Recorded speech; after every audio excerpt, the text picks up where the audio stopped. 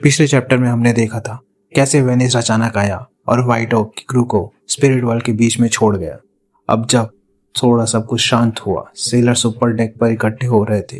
Chaos था, पैरों की आवाज, हल्की पैनिक, लेकिन एक चीज क्लियर थी, घोस्ट शिप चला गया था। कैप्टन लॉरेंस और उसका सेकंड मेट पहले से प्रिस्ट को संभालते हैं और थोड़ा सा स्टेबल जगह पर बैठे हैं।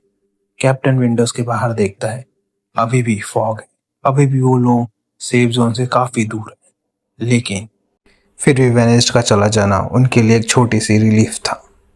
पर असली प्रॉब्लम अब स्टार्ट होती। कैप्टन के दिमाग में सिर्फ एक सवाल है, वेनिस्ड ने शिप से क्या लिया, या फिर कुछ छोड़ तो नहीं गया?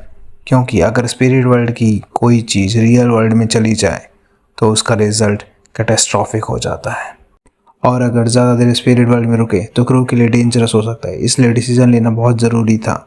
ऊपर डेक से आवाज़ आती है और कैप्टन प्रिस्ट की तरफ देखता है और पूछता है, मिस्टर ऑन, अभी हम कितना स्टेबल है? प्रिस्ट बुरी तरह से खांस रहा होता है और अपनी पॉकेट से एक कॉम्पस निकालता है, हवा में होली सिंबल बनाता है और धीरे से चैंट करता है। कॉम्पस की सुई घूमती है और फिर एक जगह रुक जाती है।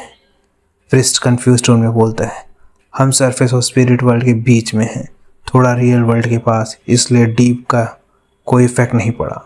फिर भी वो कॉम्पस को और ध्यान से देखता है।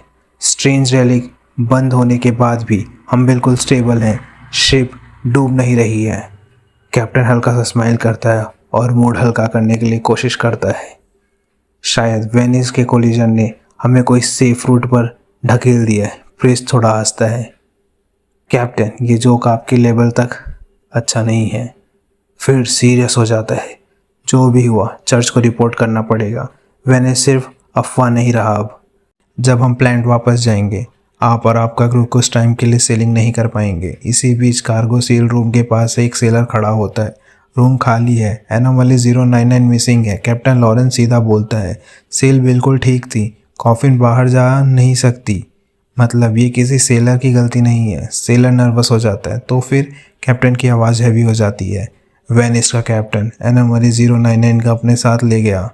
शायद हमें थैंकफुल होना चाहिए कि उसने सिर्फ वो चीज़ ली और किसी की जान नहीं। सेलर धीरे से पूछता है, पर कैप्टन अथॉरिटीज़ का वो बहुत इंपॉर्टेंट चीज़ था जो खो गया, उन्हें हम क्या बोलेंगे? कैप्टन बिल्कुल काम होकर बोलता है और उसके सोल्जर के ऊपर हाथ रखता है, वेनिस एक नेचुरल डिज़ास्टर है, हमारे पास मैरीन टाइम इंश्योरेंस है। सेलर ब्लिंक करता है, इंश्योरेंस ये कवर करेगी? कैप्टन सीधा जवाब देता है, अगर इंश्योरेंस ने मना किया तो एक्सप्लोरर एसोसिएशन वेनिस पर नया बाउंड्री निकालेगी। सेलर थोड़ा शॉक्ड, कैप्टन आप थोड़ा ज़्यादा, कैप्टन चिल्ला के बोलता है, शट अप। और यहाँ फिर चैप्टर 6 मिसिंग कार्गो ख़त्म होती है।